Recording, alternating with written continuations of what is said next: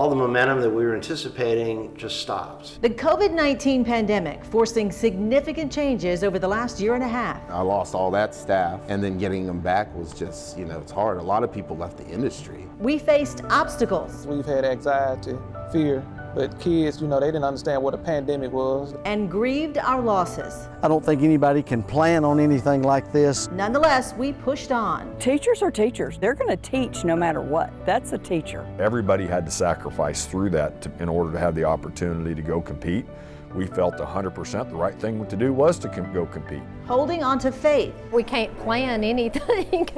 And hope. It's as important as anything to me, but it's also something that has to be safe for the people who do it. And it's our hope that the film programming in combination with the atmosphere is something that people still want to participate in. Finally, reuniting. We have club days now where we get to be around our other people who like the stuff that we like. Adjusting to a new normal. People are starting to get out in public and life is sort of returning to normal. Wondering what's to come. We have to be open-minded. We can't be closed at thinking, I know the right way, because I don't know the right way, but I'm willing to listen to yours. And anticipating more changes. I don't think we'll ever get back to where we were when it started, but we'll get to a point where it's a little bit more manageable. WVTM 13 Chronicle presents Moving Forward.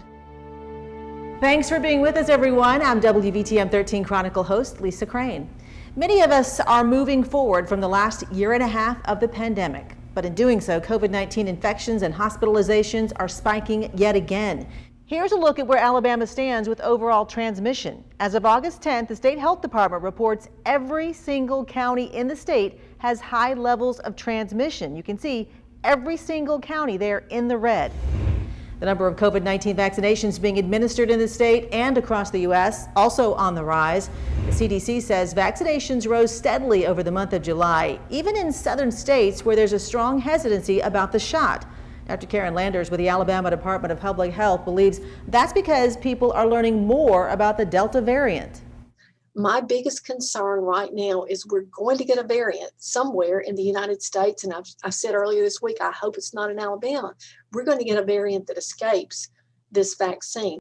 Dr. Landers says the only way to prevent variant mutations is for more people to get vaccinated and to wear masks as an extra layer of protection.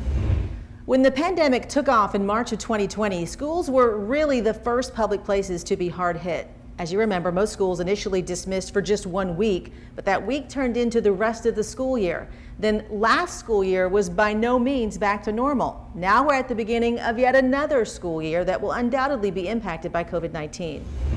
As we begin a new school year, memories of how the pandemic impacted education last year are not easily forgotten. Rough. It was rough.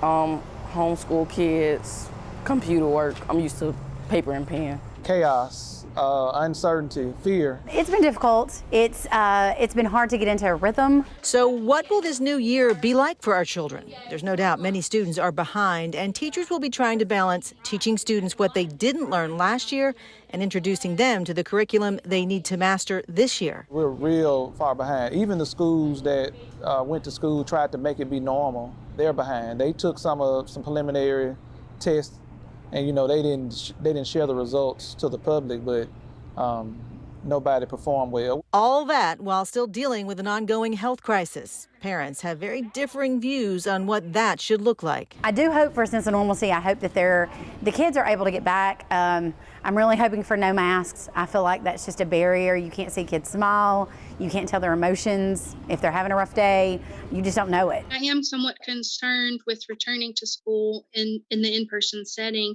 with the lack of universal masking at our elementary schools in particular, due to the fact that those students under 12 have not been able to get the vaccine yet. While this school year may be closer to normal than we've seen in a while, we should probably all expect some setbacks. I predict, and at some point we're going to have to shut some schools down, and we're going to have to get back.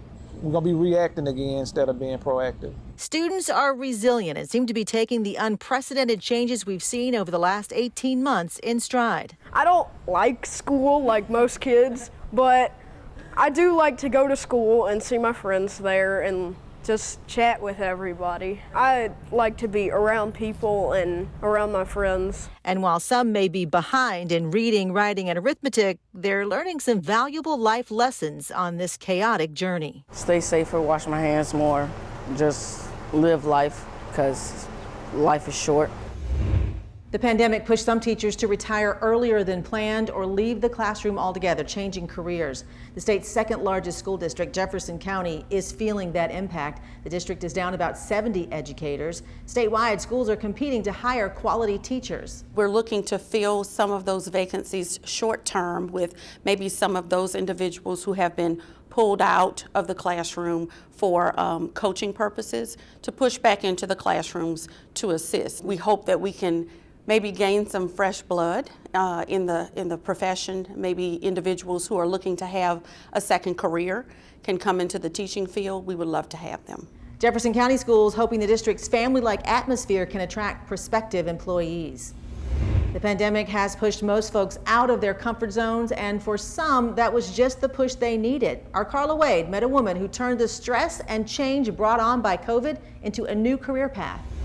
When the coronavirus pandemic hit, Shawnice Sims found herself in a position familiar to women everywhere, a 9-to-5 job and a child at home with schools shut down. So I had to make decisions. So of course I decided to stay home with my son, homeschool him. The single mother of a 5th grader took a leave of absence from her position as a bank teller because of a health issue putting her more at risk for COVID.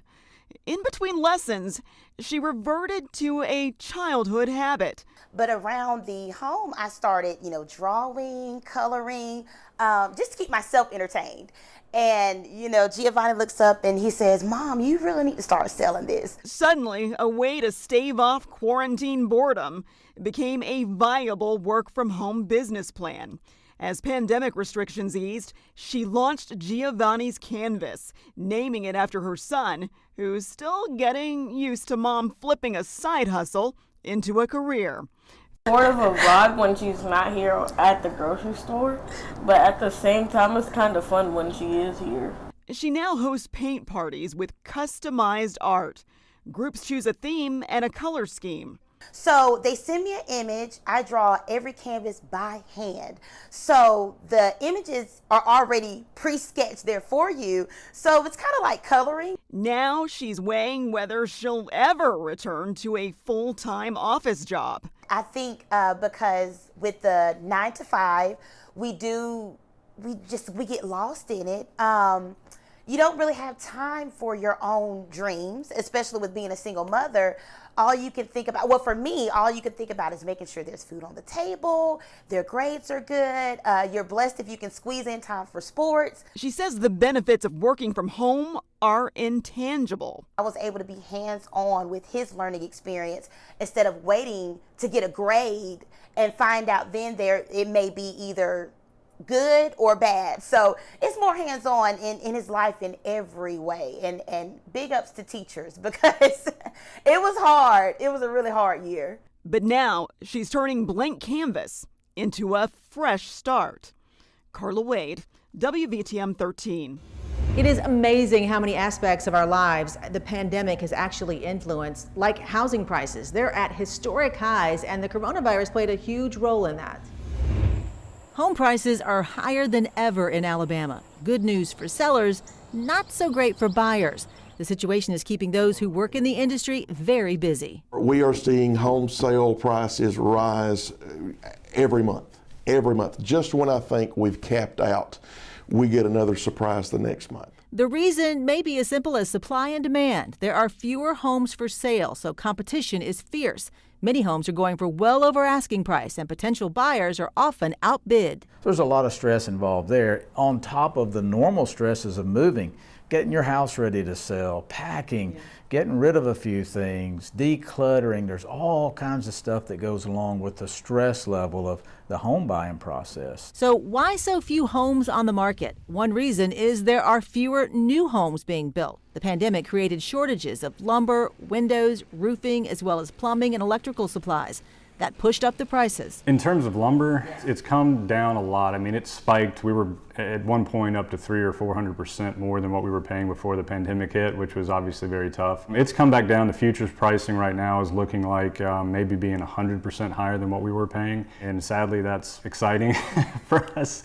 It also forced builders to wait much longer to receive critical supplies, so homes that used to take 6 months to complete are now taking closer to a year. We're having to order appliances right now for homes that we have not even started because the lead time is just, so far out. As we move forward, most agree there will be a market correction. Interest rates are expected to rise and supply will eventually catch up with demand.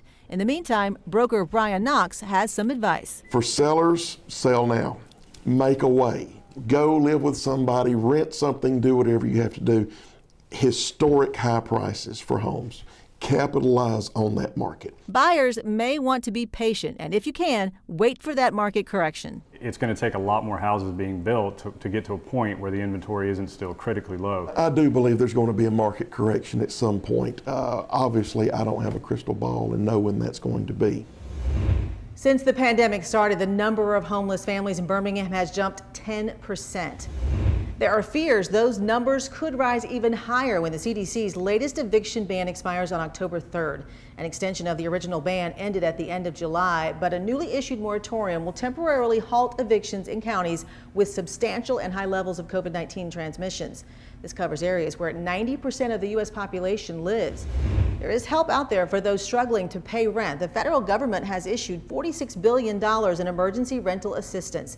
Alabama received $326 million of that. Jefferson County's chunk is the largest in our viewing area, but not enough qualified renters are applying for that aid. This $11.5 million is specifically designed for rental assistance from the COVID crisis. And we want to make sure that each and every dollar is expended to the citizens of Jefferson County.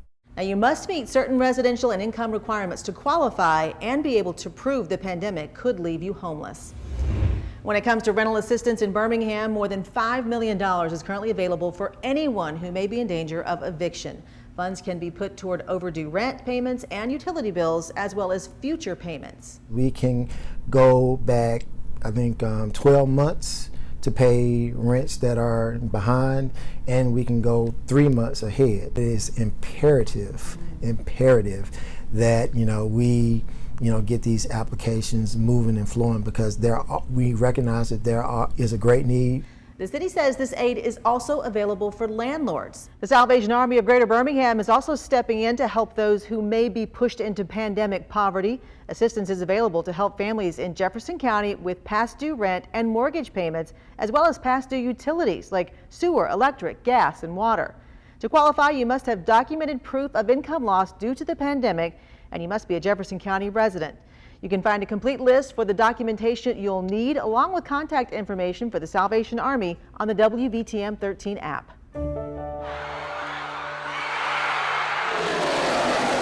The sounds of moving forward will be ringing in our ears in due time. From a player's perspective, I know how important it is for players to feel the energy, feel the enthusiasm, feel the passion. Fans in the stands making events more exciting. I think our industry is very unlikely to go back to the way it was before. Even with significant changes. Being a small business, we knew that a lot of small businesses weren't going to make it through COVID. And major learning curves. There's a lot of things that you learn when you go through a pandemic like this. A once-in-a-lifetime pandemic, only postponing life's greatest adventures. National parks, the state parks are having record number of visitors.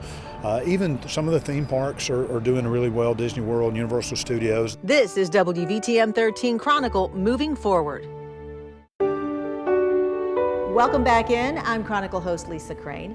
One element many feared would be taken away by the pandemic, college football. There were some close calls.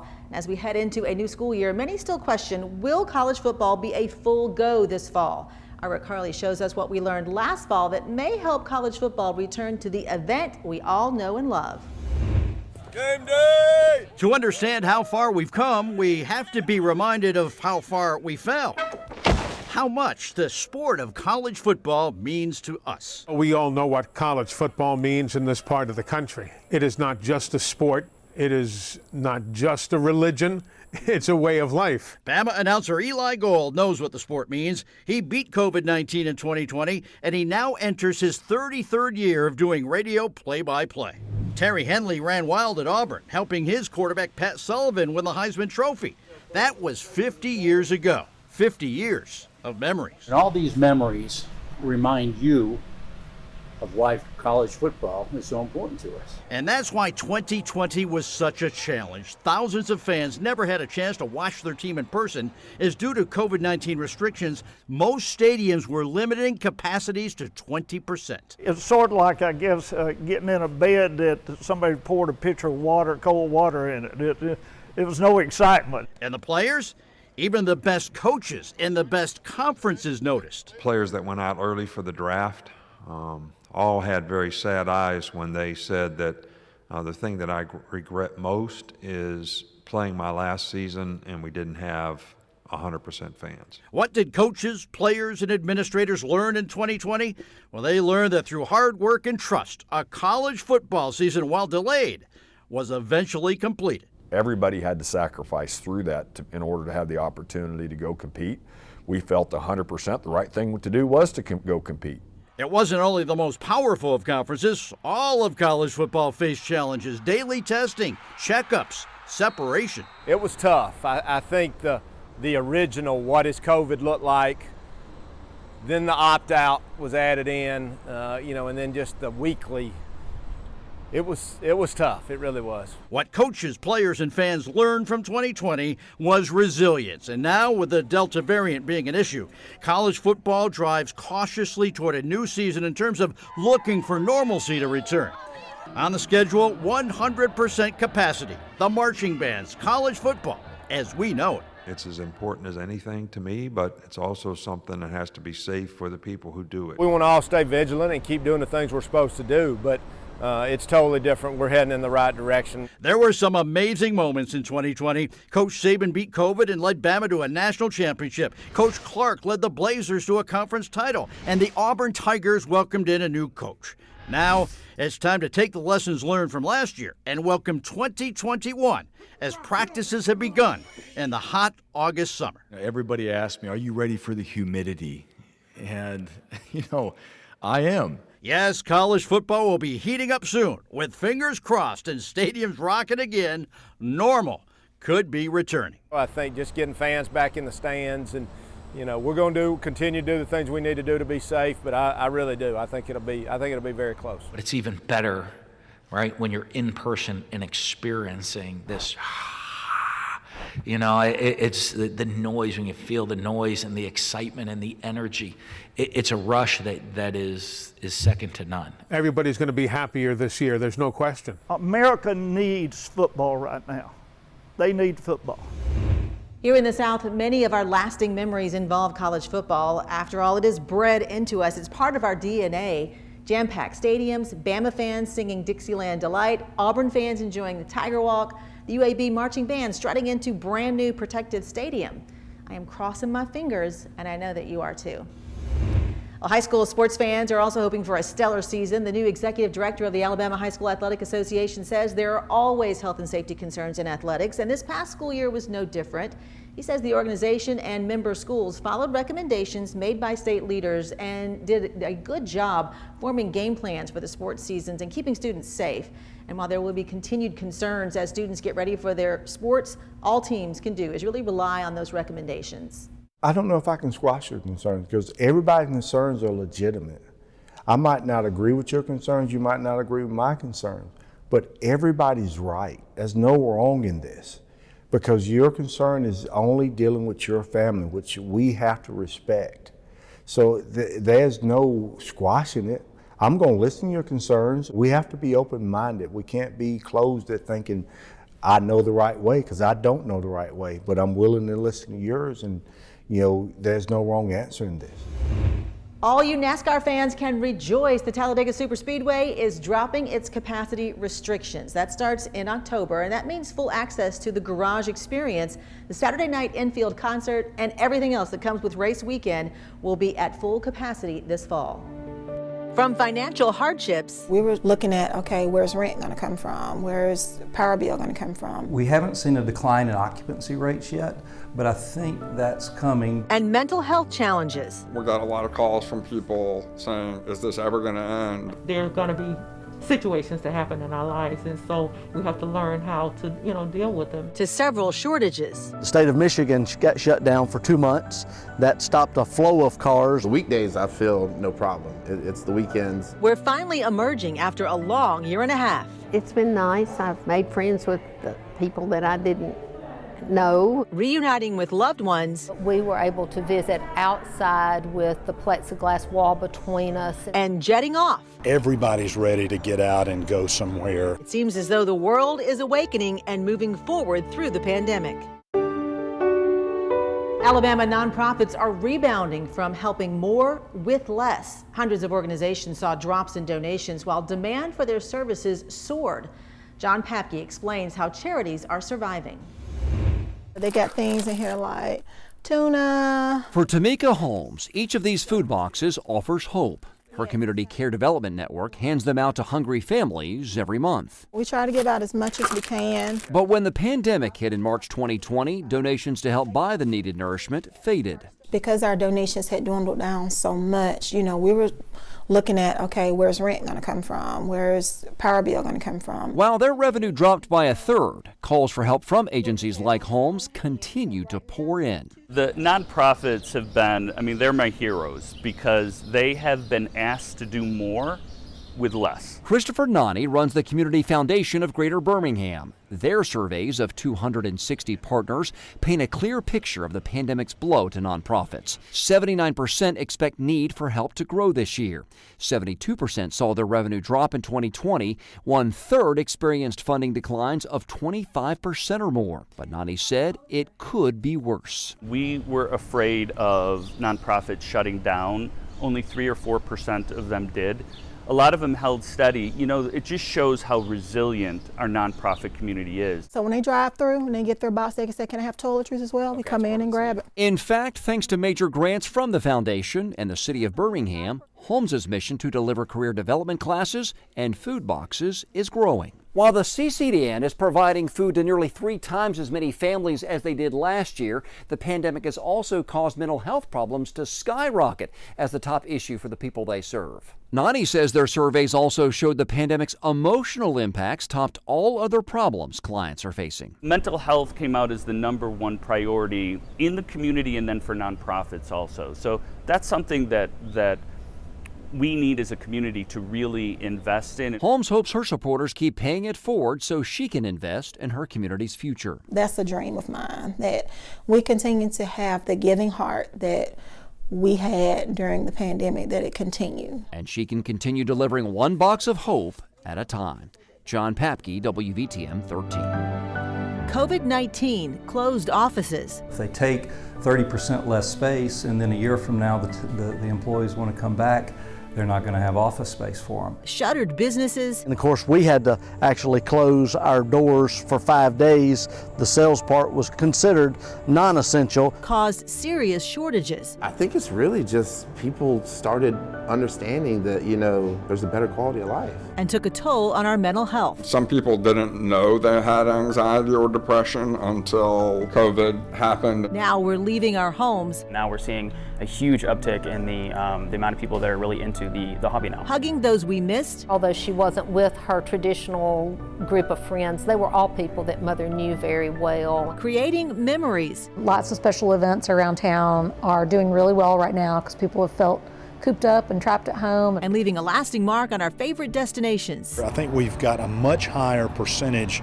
of beachgoers than we typically do during a normal year. It's how we're moving forward. Thanks for being with us, everyone. I'm WVTM 13 Chronicle host Lisa Crane. Well, if you're like us here at WVTM 13, you might have spent at least part of the pandemic working from home. Maybe you still are. Some business owners have realized their employees can be just as productive at home, so they may never go back into the office.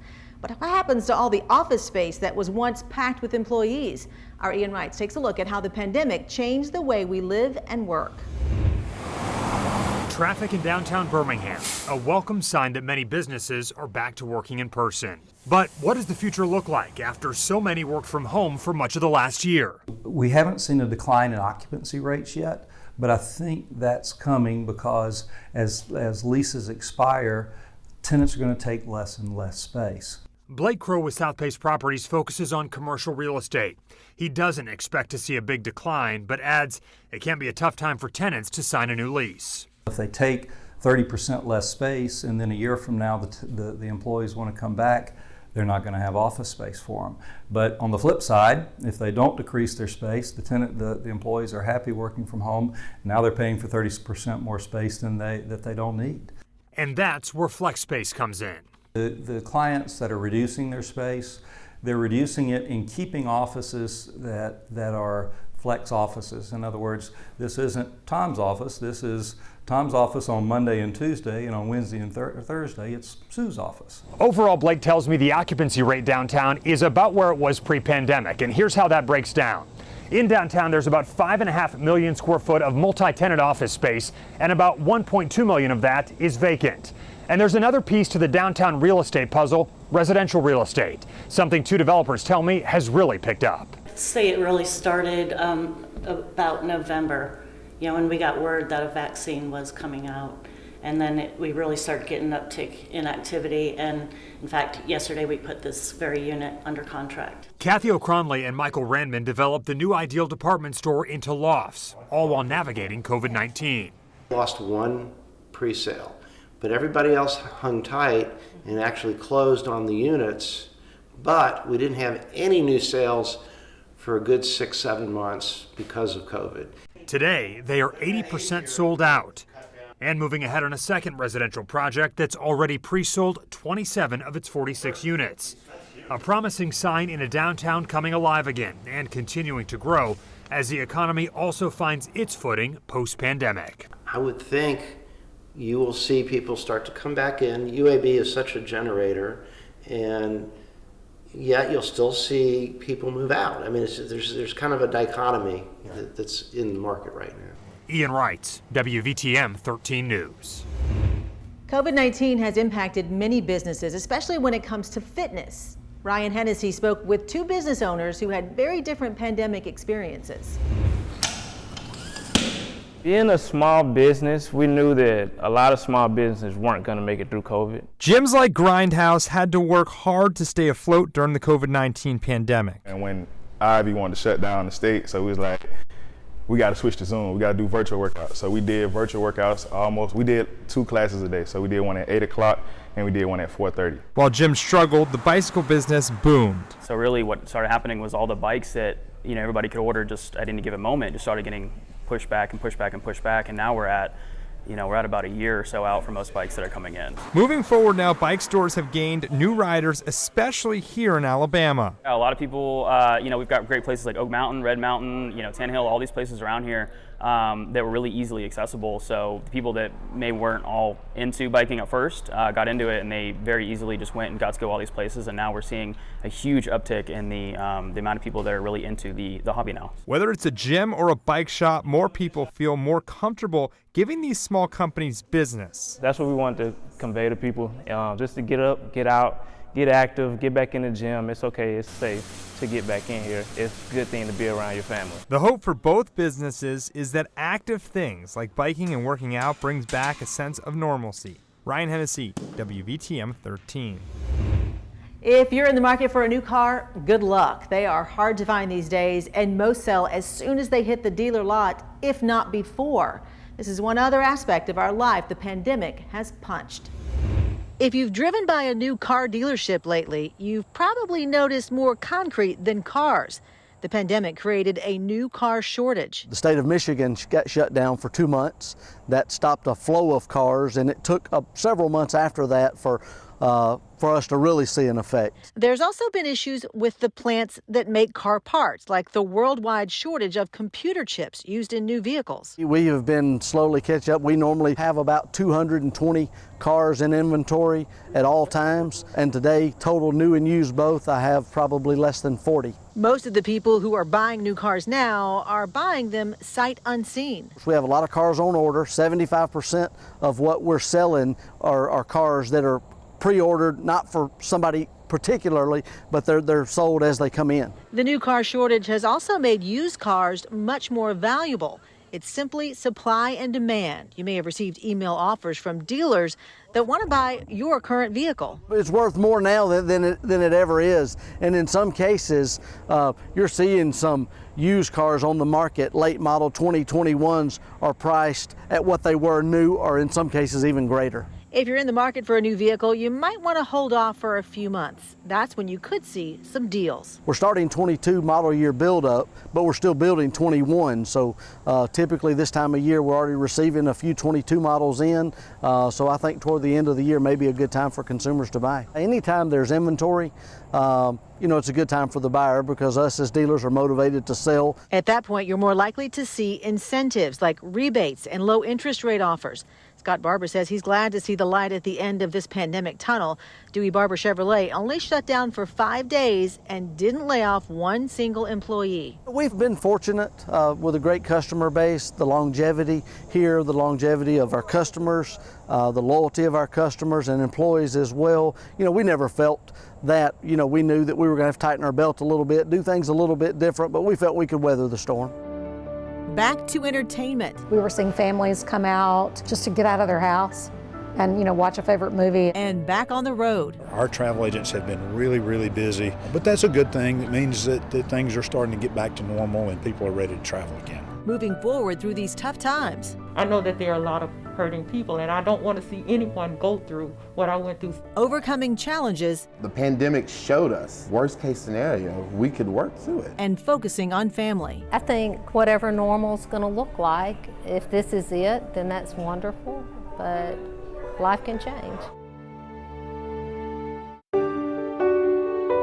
Welcome back, everyone. Many of us are finally reunited with loved ones who we've been separated from because of the pandemic. It was especially difficult on families with a loved one in a nursing home. Many people spent months adhering to visitation restrictions because of the risk of bringing COVID-19 into that environment. Now, as restrictions ease, many are thrilled to be able to see and touch their loved ones again. The residents at Fairhaven are getting reacquainted with friends and relatives after months of separation. It's been a difficult year and a half. Just being lonely lonely for my family. I couldn't see them as often as I wanted to. And that was the biggest thing. Caroline Thompson is enjoying time with fellow residents on the first day the cafe at Fairhaven is reopened. We had to eat on our side, and that was, I had a lot of friends over there, and you couldn't see them, they couldn't see you. We'd wave at each other or when we went to get mail. It was difficult, but she learned how to Zoom, and I have a daughter who's an elementary school teacher, so she was able to teach Mother over the phone how to Zoom. And the people here were very helpful at Fairhaven to get her set up on Zoom. Now that more visitors are allowed in, Ms. Thompson is looking forward to reconnecting. My little daughter, the youngest one, she's the only one locally that hadn't been over here. So I'm anxious for her to come, anxious to see her. Even though we're still dealing with COVID and the health threat remains, the Thompson family is thankful for what they've learned through this difficult time. We've learned that we can't plan anything, that the only surety that we have in life is our faith. It's been an experience now, but it's been nice. I've made friends with people that I didn't know. We're sitting a lot closer than we have been. We're sitting a lot closer to you than we would have been. And I think whatever normal's going to look like, if this is it, then that's wonderful. But life can change. Feelings of depression and anxiety have hit an all-time high over the last year and a half. It's enough to make you feel hopeless. Our Sherry Falk introduces us to an organization with the mission to listen and help you see the challenges you're facing don't define you. Sometimes a simple conversation is all you need to pull yourself out of the darkness. Good afternoon. Thank you for calling the Alabama One line. Someone willing to listen, like Mary Murphy. As long as we're on this earth, whether we have a mental illness or not, there's going to be situations that happen in our lives, and so we have to learn how to, deal with them. And that starts with having someone to talk to.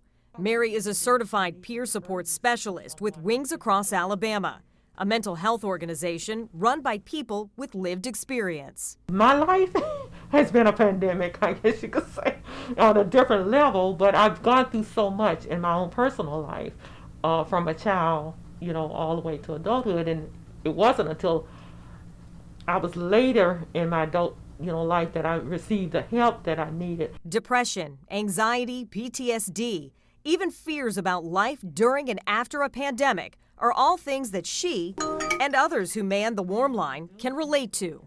During the early days of COVID, we saw a lot of calls from people, or heard a lot of calls from people worrying about, am I going to get sick? Could I possibly die from this?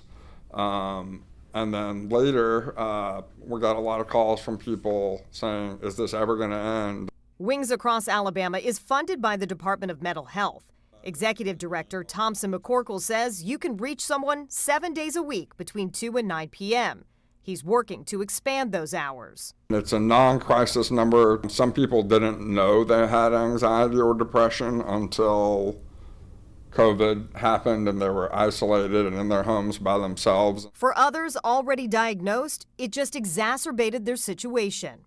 People are trying to put their lives back together now that, the vaccine is available and people are starting to get out in public and life is sort of returning to normal. During her 5-hour shift, Mary gets as many as 5 calls, sometimes from people she's spoken with before. It can be from 1 minute to 120 minutes, where no one else wants to listen, whether it be family or friends or whatever, they just don't understand, we're here. Helping people is her purpose. A longtime volunteer in shelters and women's prisons, Mary wants anyone going through a difficult time to know it's okay to ask for help. I know that there are a lot of hurting people, and I don't want to see anyone go through what I went through. We don't want to replace doctors. We don't want to replace therapists. We want to be part of a team. We want to improve life for everybody.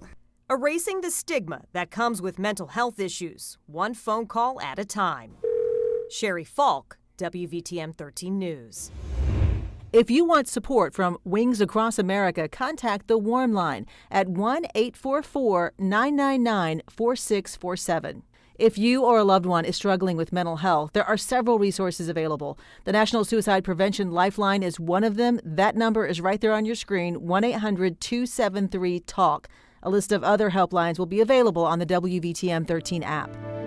We're not quite back to pre-pandemic ways. We're going to have to really look at our business model for the future and figure out what changes we can make in this new landscape. And it shows. There's a shortage of rental cars, and some of the airlines are having some staffing issues. But many businesses are working to recover. We're doing really well. I think everybody is just ready to be out of the house and do something. Connecting with the community. Hopefully everybody continuing vaccines, fingers crossed, and that people feel more comfortable coming back out to the movies. And moving forward. Over the last year and a half, we realized we took for granted all the great restaurants and entertainment options available to us. The pandemic changed that landscape, and some believe we'll never get back to the way it was in 2019. Remember when dinner and a movie was a typical date night outing? That all came to a screeching halt in 2020. Many restaurants moved to delivery and curbside only. Others shut down permanently. Theaters closed as well. Most have reopened, but all are dealing with challenges as they work to get back to normal. The hardest thing is having the staff to handle the business. The business is here. We're busy as we've ever been. We just can't handle the volume. I had to close last Friday night because I didn't have the staff. Avondale restaurateur Brandon Kane says when the pandemic hit, he lost most of his staff. Now that he can afford to hire them back, Well, many took their forced time off to find jobs outside the industry. They got a taste of, what's 9 to 5 and a weekend like. I don't begrudge people that at all. I think it's extremely awesome for them to do, and it's really, really cool, but at the same time, as a business owner, it makes it challenging, no doubt.